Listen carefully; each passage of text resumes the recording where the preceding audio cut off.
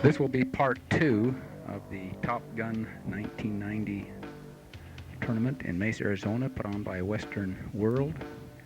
Planes and pilots of 1990 Top Gun.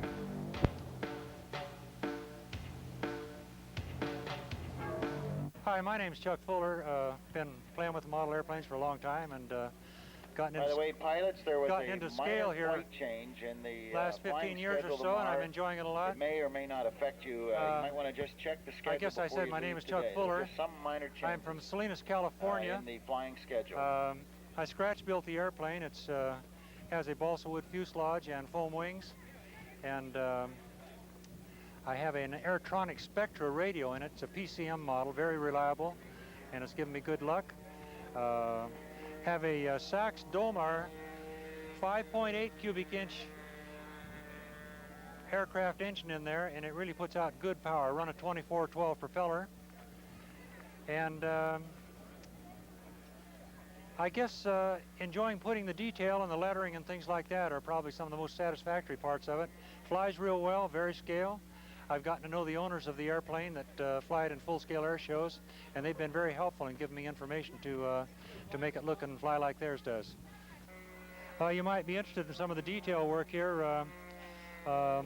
These rivet details, which simulate the full scale and the hold down with the Zeus fasteners, were done with hot stuff, and then little ridges are cut in here to simulate panel lines.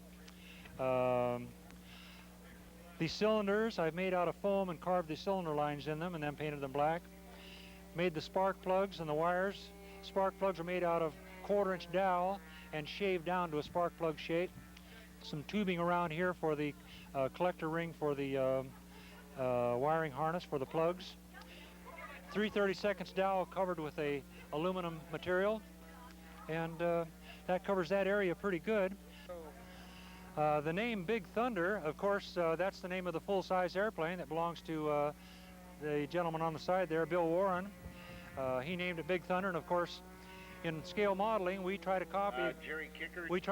Exactly what was done on the full-scale one. Is a photograph that I took of the instrument panel on the real airplane, and then I recessed it behind another panel so that it would look like the real thing. The name on the side of the airplane is the owner of the full-scale one, Bill Warren, Great American Flying Circus. He's done a lot of air show routines with it, and we've tried to do pretty much what he's done when flying and building. Airplane paint job was done in acrylic lacquer. I painted all the aluminum colors first, and then the black colors, again in acrylic lacquer. Then I did the red striping, and all the painting of the name Bill Warren's Flying Circus and the Daring Damsels was done by hand. After all the detail work was done, then a coat of clear urethane was put over the top of everything to make it permanent, and it makes a fine lasting finish. Hello, my name is Ken Traynor. I'm from Chula Vista, California, which was just south of San Diego. What you're looking at here is a scale P38. It's a kit that was produced by Burt Baker Kits and is now being produced by Yellow Aircraft. The airplane has two Super Tiger 2500s in it for power. It flies with the props that you see, Gropner 16/8. As far as the radio goes, this airplane has a Futaba 7 UAP, has two complete radio systems in the aircraft.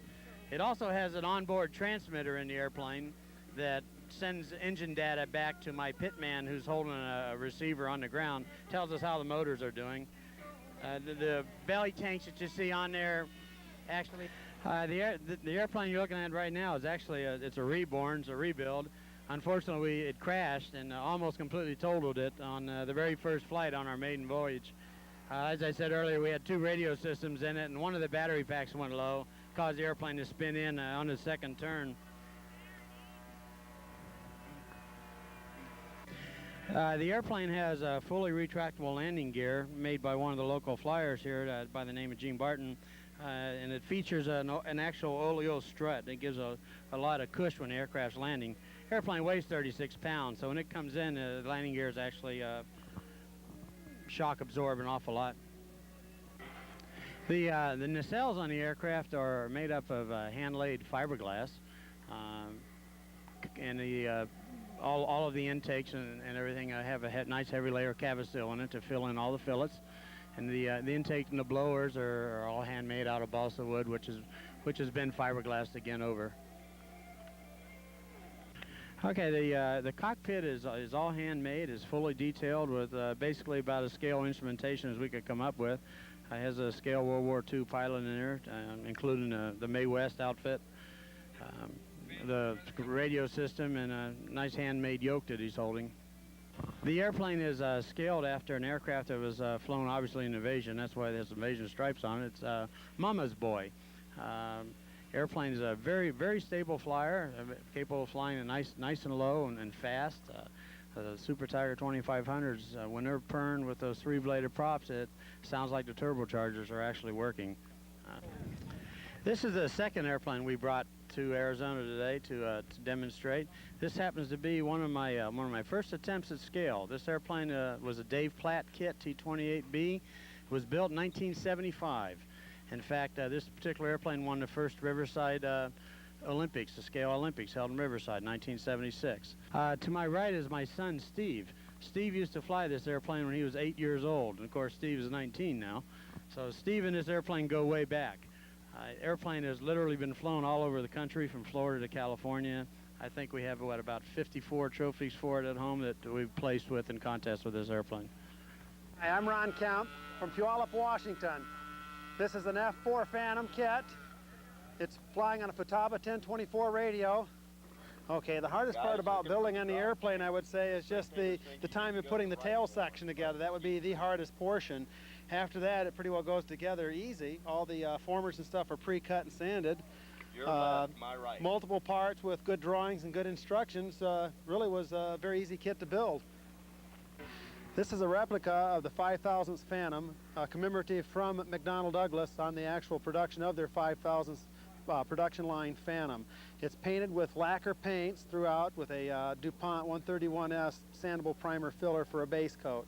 All the lacquer paints are matched to the federal stock numbers. It was basically kitted using the Hasegawa plans for federal stock numbers for the paints and using the McDonnell Douglas paint or actual photographs of the plane. Clearly notice one of the inlets is a little bit different than the other one. It's slightly modified with a few rocks, a little bit of FOD. The nose has been skidded up a little bit also there. High-speed desert sledding isn't recommended for the F4, even though they do call it the F4 Phantom.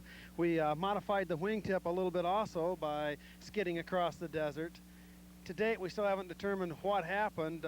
We had throttle troubles trying to get it to throttle back. Once it went dead stick, it was getting apparent changes in attitude at one point in the runway area only. That unfortunately was the base leg for landing, and when it came around on the base leg, lost full elevator control, and it plummeted towards the ground. Applying elevator at the last minute, somehow on the radio gear must have caused it to keep from impacting nose first and just flattened out and skidded across the desert.